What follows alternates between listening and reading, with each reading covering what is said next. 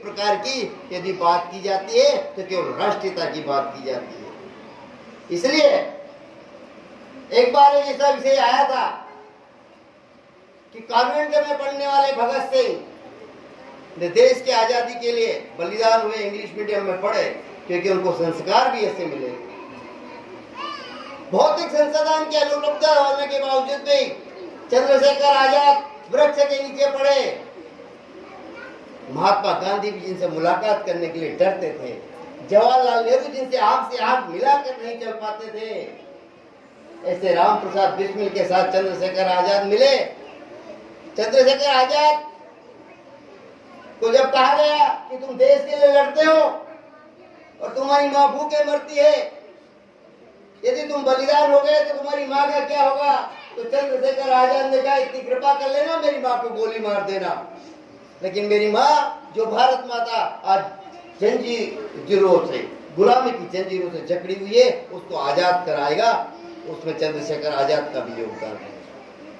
विद्या भारती का एक लक्ष्य पूरा हो गया है, उन्हें मैं बड़े गर्व से कहता हूँ विद्या भारती के कार्यकर्ता होने के नाते कि विद्या भारती का पहला लक्ष्य था इस प्रकार की राष्ट्रीय शिक्षा प्रणाली का विकास करना है जिससे इस देश की युवा पीढ़ी हिंदुत्वनिष्ठ हो।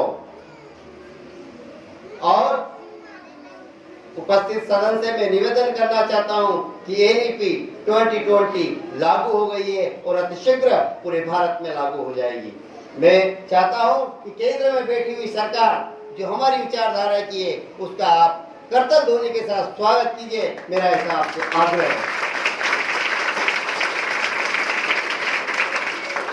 विद्या भारती का हमेशा ये आग्रह रहा है कि हमारा बच्चा किसी भी विद्यालय में पढ़े, लेकिन वह संस्कार युक्त हो।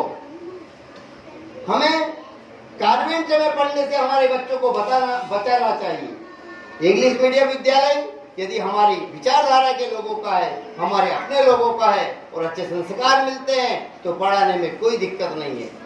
लेकिन यदि हम क्रिश्चियन कम्युनिटी के स्कूल में पढ़ाते हैं, मैं खुलकर कहता हूं, तो वहां पर अपने बच्चों को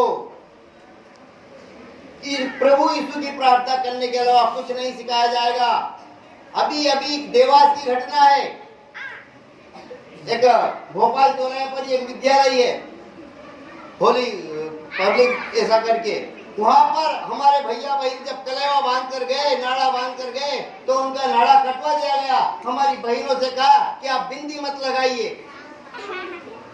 पहले जब यूपीपीएससी की आईपीएस की परीक्षा होती थी तो बड़ी बड़ी कोचिंगों ने अपने आप को इतना संभाल कर रखा था कि हमारे पास साहित्य नहीं आता था और लाखों की फीस जमा होती थी।